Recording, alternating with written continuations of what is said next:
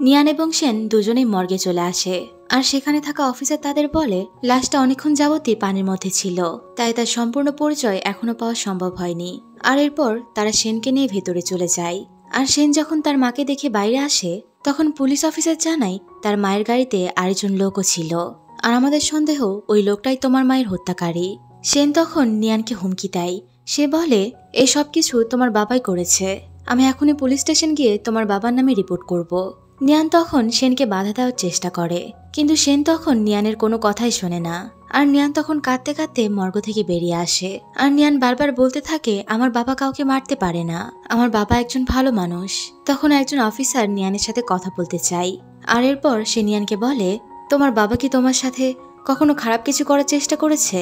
এই কথা শুনে নিয়ান প্রচন্ড রেগে যায়। তুমি কি বলতে চাও? তখন অফিসারটি আবারও বলে তুমি যেই লোকটাকে তোমার বাবা মনে করো সে তোমার আসল বাবা নয়, কারণ তোমার আসল বাবা অনেক বছর আগেই মারা গেছে। আর এই কথা শুনে নিয়ান প্রচন্ড চিন্তায় পড়ে যায়। আর অন্যদিকে জুন তখন ইতানের সাথে ওর বাড়িতে যায়, যেখানে ইতিমধ্যে অনেকগুলো ঋণদাতারা এসেছিল। ইতানের বাবা আসলে তাদের থেকে টাকা ধার করেছিল। আর তারা সবাই মিলে জুন এবং ইতানকে খুবই ভয় দেখায় এবং অশ্রব্য ভাষায় গালাগালিও করে। তখন জুন তাদের বলে ঠিক আছে, তোমাদের যা খুশি করো, আমরা আমাদের দরকারি জিনিসপত্র নিয়েই এই বাড়ি থেকে চলে যাব। এটা বলেই জুন এবং ইতান বাড়িতে ঢুকে পড়ে। আর তারপর জুন ইতানকে বলে তুমি রান্নাঘর থেকে ছুরি নিয়ে এসো। আর এরপর ওরা দুজনেই ছুরি হাতে বাইরে আসে আর ঋণদাতাদের ভয় দেখিয়ে চলে যেতে বাধ্য করে। আর সবাই চলে যাওয়ার কিছুক্ষণ পর ওরা দুজনে মিলে বাড়ির সব জিনিসপত্র আবার ঠিক করতে শুরু করে। ইতান তখন ভেতরে ঢুকে বাড়ির কাগজপত্র বের করে নিয়ে আসে এবং জুনকে বলে আমি খুব শীঘ্রই এ বাড়ি ছেড়ে চলে যাব, এই বাড়ির সাথে আমার আর কোনো সম্পর্ক থাকবে না।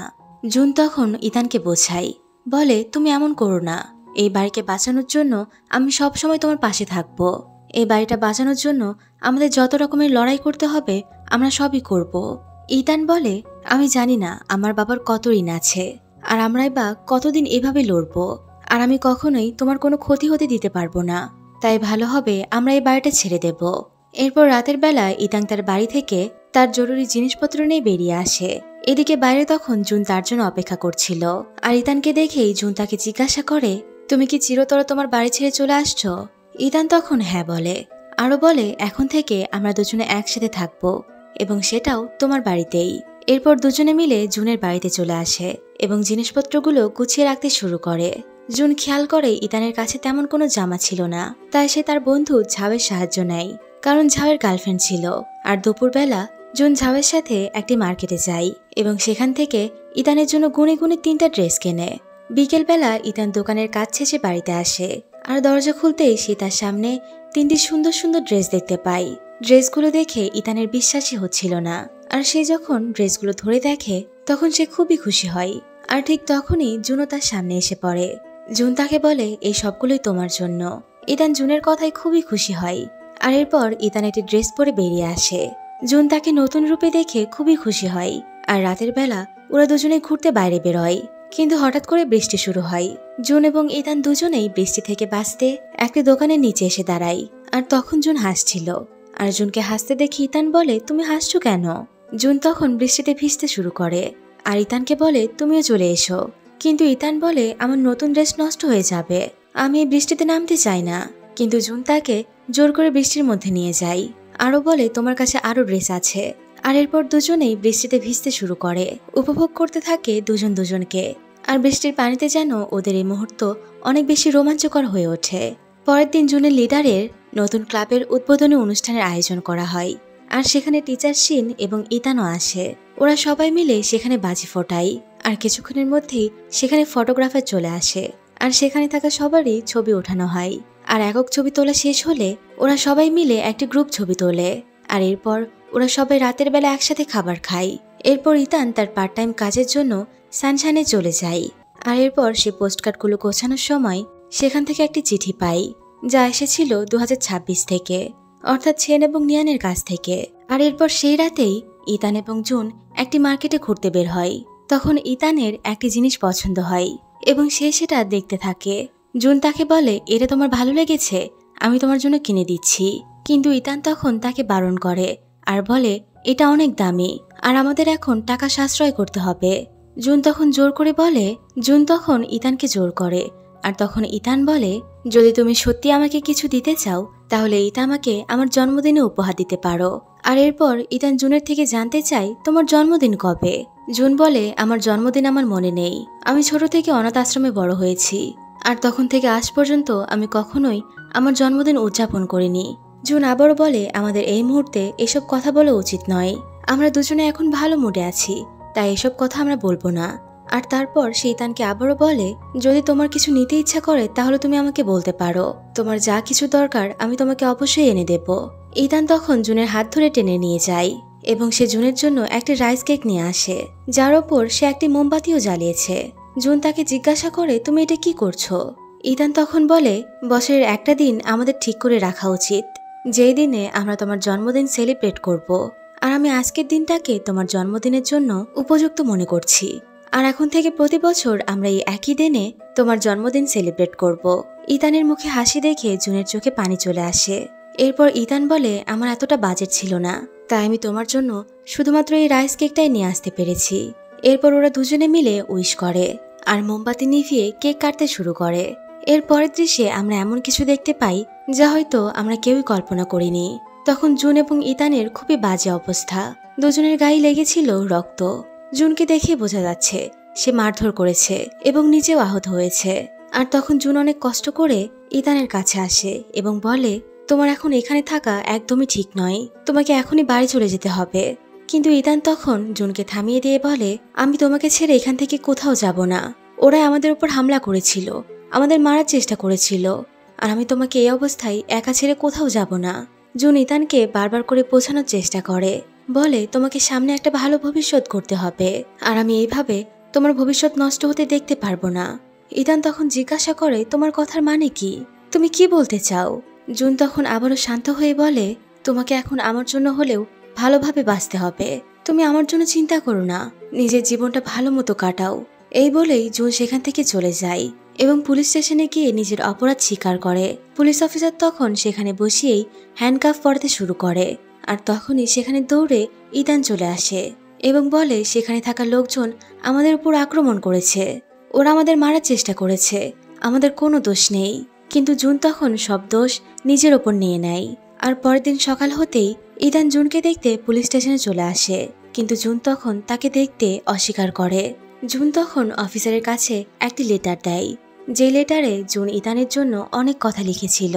ইতান তখন সেই লেটার নিয়ে বাড়িতে এসে বসে পড়ে। আর জুনের লেটারটা পড়ে সে ঠিক করে, আমি এখন থেকে নিজের মতো করে জীবন কাটাবো, আমি তোমাকে যা যা কথা দিয়েছিলাম আমি তা সব পূরণ করব। এরপর ইতান টিচার শিনের কাছে যায় এবং বলে, আমি আপনার কাছে পরীক্ষা রিটেক করব।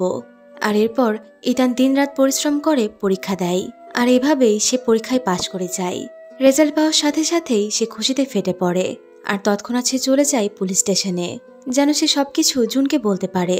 কিন্তু সেখানে যাওয়ার পরেই সে জানতে পারে আসামিদের অন্য একটি জায়গায় শিফট করা হয়েছে। ইতান তখন খুবই হতাশ হয়ে পড়ে আর কয়েকদিনের মধ্যেই সে একটি অনাথ আশ্রমে চলে যায় এবং সেখানে গিয়ে সে চাকরির ব্যাপারে কথা বলে।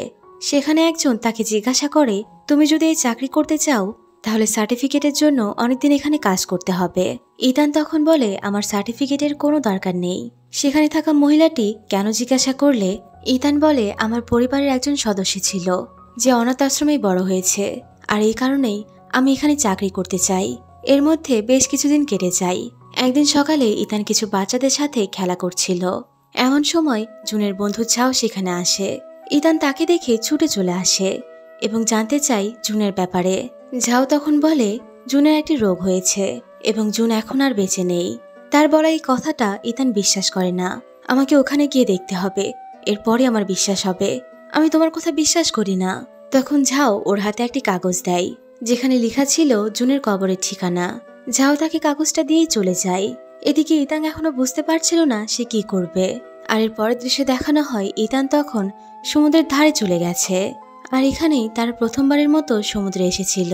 ইতান তখন জুনকে ভাবতে ভাবতে সমুদ্রের পানির ভিতর চলে যায় আর মনে করতে থাকে জুনের সাথে কাটানো স্মৃতিগুলো।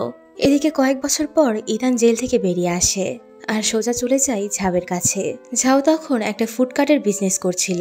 ঝাও জুনকে দেখে ওকে জড়িয়ে ধরে আর এরপর ওরা দুজনে একটি জায়গায় বসে গল্প করে। ঝাও তাকে বলে, তুমি কি জানো ইতান প্রত্যেকটা বছর তোমার কবরের কাছে যায়?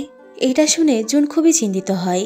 এরই মধ্যেই ঝাও জুনকে আবারও জিজ্ঞাসা করে, তুমি কি এখনো ওর সাথে দেখা করতে চাও না? জুন তখন ঝাওকে সরাসরি বারণ করে দেয়। আর এরপর ঝাওয়ের সাথে কথা শেষ করে জুন চলে যায় তাদের পুরনো গ্রামে, অর্থাৎ সেই মেওয়ান টাউনে। রাতের বেলা জুন একটি দোকানের সামনে দাঁড়িয়েছিল। তার পাশে ছিল ঝাওয়ের দেওয়া সেই কাগজটি, যেখানে দেওয়া ছিল ইতানের কন্ট্যাক্ট নম্বর। জুন তখন সাহস করেই ইতানকে কল করে।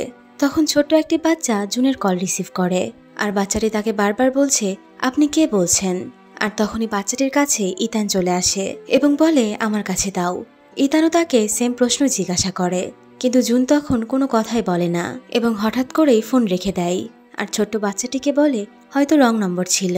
আর এই বাচ্চাটি হলো 2026-এ দেখানো সেন, যাকে ইতান সে অনাথ আশ্রম থেকে অ্যাডপ্ট করেছে, যেখানে সে কলেজ লাইফে কাজ করেছিল।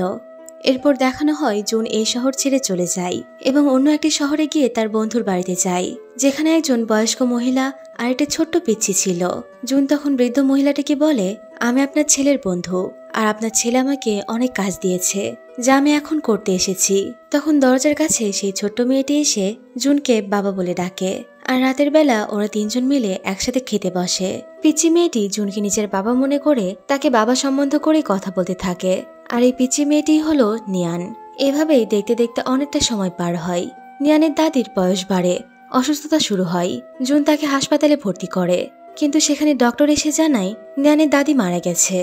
আর এরপর থেকে জুনের শুরু হয় নতুন জীবন। সে নিয়ানকে নিজের মেয়ে বানিয়ে ফেলে। নিজের মধ্যে ঠিক করে ফেলে সে নিয়ানের জন্য সবকিছু করবে। নিয়ানের জন্য সে সুন্দর একটা জীবন করবে। তাই জুন সেখানেই নতুন একটি চাকরি শুরু করে। কিন্তু তবুও জুন বছরের একটা দিন তার গ্রামে চলে যায়। আর সেখানে গিয়ে সে দেখে ইতান প্রতি বছর তার বানানো মিথ্যে কবরের জায়গায় সে কেক নিয়ে আসে। অনেকক্ষণ সময় সে ওখানেই বসে কাটায়। আর এভাবেই ওরা দুজনে বৃদ্ধ হয়ে যায়। এমনই একদিন ইতাং জুনের কবর পরিষ্কার করছিল। জুনও সেখানে তার পেছনেই ছিল। এতগুলো বছর কেটে যাওয়ার পরেও জুন বা ইতান কেউই এই কবরস্থানে আসতে ভুলে না। এদিকে নিয়ান তখনও চিন্তায় মগ্ন ছিল, অর্থাৎ নিয়ান এখনও পুলিশ স্টেশনে। আর তখন সেখানে সেন চলে আসে, অর্থাৎ ইতানের অ্যাডপ্টেড চাইল্ড। সে তখন নিয়ানের সামনে একটি লেটার রাখে আর জিজ্ঞাসা করে, এই লেটার কি তোমার বাবা লিখেছে? নিয়ান তখন সেই লেটার নিয়ে পড়তে থাকে, আর লেটারের নিচে জুনের নামই লেখা ছিল। আর এটা দেখে নিয়ান তখন আরো চিন্তায় পড়ে যায়। আর রাতের বেলা ওরা দুজনেই সেই গার্ডের জায়গায় বসেছিল এবং ওরা দুজনে তখন ইতানের জন্য একটা লেটার লিখছিল, যেখানে সেন লিখে, তোমাকে এখন থেকে জুন নামের ছেলেটির থেকে দূরে থাকতে হবে, কারণ এই মানুষটা তোমাকে ভবিষ্যতে ক্ষতি করবে। নিয়ান তখন এটা দেখে খুবই রেগে যায়, কিন্তু সেন তখন নিয়ানের কোনো কথাই পাত্তা দেয় না। আর ঠিক 12টা বাজার সাথেই সেন তার লেখা লেটারটা মেল বক্সে ফেলে দেয়। আর এদিকে তখন 1991 সালে জুন এবং ইতান সেই মেল বক্সের সামনে বসেছিল। ওরা দুজনে মূলত এই লেটারের জন্য অপেক্ষা করছিল। আর কিছুক্ষণ আগের দৃশ্য আমরা যা দেখেছি, অর্থাৎ জুনের মৃত্যু এবং ওদের বৃদ্ধ হওয়া, এই সবকিছুই ছিল ভবিষ্যতের ফ্ল্যাশব্যাক। অর্থাৎ 1991 সালে এখনো জুন এবং ইতানের কাছে সেই দিনগুলো আসেনি। তাই ভবিষ্যৎ থেকে সেন এবং নিয়ান চাইছে তার আগে থেকেই ইতানকে সতর্ক করবে। এর পরের দৃশ্যে দেখানো হয় সেন এবং নিয়ান দুজনে একসাথে বসেছিল। ওরা দুজনেই ইতানের ডিটেলস বের করতে অনেকজনকেই কল করেছিল। আর সেসবের মধ্যে থেকেই একজন মহিলা সেনকে কল করে। আর তখন তারা ফোন করে সেন এবং নিয়ানের সাথে দেখা করতে চায়। তাই সেন এবং নিয়ান তখনই বেরিয়ে পড়ে। আর এই মহিলা হলো ইতানের শিক্ষক, অর্থাৎ এই অনাথ আশ্রমের একজন শিক্ষক। আর এখানে ইতান তার কলেজ লাইফের পাশাপাশি কাজ করেছিল। সেন এবং নিয়ান তাকে নানাভাবে প্রশ্ন করে। তখন তিনি বলেন, পৃথিবী এপার থেকে ওপার হলেও জুন কখনোই ইতানের কোনো ক্ষতি করার চেষ্টা করবে না, আর নাই করবে তাকে মারার চেষ্টা। সেন তাকে জিজ্ঞাসা করে, আপনি এটা কিভাবে নিশ্চিত হয়ে বলতে পারছেন? তখন তিনি সেনকে বলেন, জুন যখন জেলে ছিল তখন সে আমাকে একটি চিঠি লিখেছিল, যেখানে সে বলেছিল, আপনি দয়া করে ইতানকে ইউনিভার্সিটিতে পড়তে সাহায্য করুন, যেন ও একটি সুন্দর জীবন কাটাতে পারে। আর এর পরিবর্তে আপনাকে যেভাবে সাহায্য করতে হয় আমি করব। সেন এবং নিয়ান তাকে আবারও জিজ্ঞাসা করে, আপনার কাছে কি তাদের ঘনিষ্ঠ আত্মীয়র খবর আছে বা কোনো কন্ট্যাক্ট নাম্বার? তখন তিনি বলেন, এই ব্যাপারে আমি কিছু জানি না, তবে জুন কখনোই ইতানের ক্ষতি করার চেষ্টা করবে না। সেন এবং নিয়ান তখন শিক্ষককে ধন্যবাদ জানিয়ে সেখান থেকে চলে যায়। অন্যদিকে 1991 সালে জুন এবং ইতান সেই লেটার পড়ছিল। জুন তখন ইতানের উপর রেগে বলে, শেষ পর্যন্ত ফিউচারে তোমার এমন ছেলে আছে যে তোমাকে আমার থেকে দূর করতে চাইছে? আমি কিভাবে তোমাকে ক্ষতির মধ্যে ফেলতে পারি? আর এই ছেলেটা কে যে তোমাকে মা বলছে? ইতানও তখন জুনের কথায় কথা মিলিয়ে বলে, সে বললেই হলো নাকি, আমরা দুজনে কখনোই আলাদা হব না। আর এমন সময় বৃষ্টি শুরু হয়। জুনের বাড়ির ছাদ থেকে পানিগুলো সরাসরি ঘরের মধ্যে চলে আসে। তখন দুজনেই নিজেদের জিনিসপত্র বাঁচাতে ব্যস্ত হয়ে পড়ে। ইতান তখন দেখে তার টেস্ট পেপার ভিজে গেছে। আর বাড়ির এমন খারাপ অবস্থা দেখে জুন ইতানকে বলে, যদি ভবিষ্যতে এমন কিছু ঘটে যে আমার থেকে তোমাকে দূরে থাকতে হবে, তাহলে তুমি তাই করবে। কোনো দ্বিধা না করে আমার থেকে দূরে চলে যেও, কারণ আমি একদমই চাই না আমার জন্য তোমার কোনো ক্ষতি হোক বা আমার কারণে তোমায় কখনো সমস্যায় পড়তে হয়। আর যখন আমার অবস্থা ভালো হয়ে যাবে, তখন আমি নিজেই তোমার কাছে চলে আসব, আর তারপর আমি তোমার সাথে থাকব। তখন ইতান তাকে বলে, তোমার অবস্থা যাই হোক না কেন, আমি সব সময় তোমার সাথেই থাকব এবং কখনোই তোমাকে ছেড়ে কোথাও যাব না। আর এরপর ওরা বাজার থেকে কিছু জিনিস কিনতে যায়।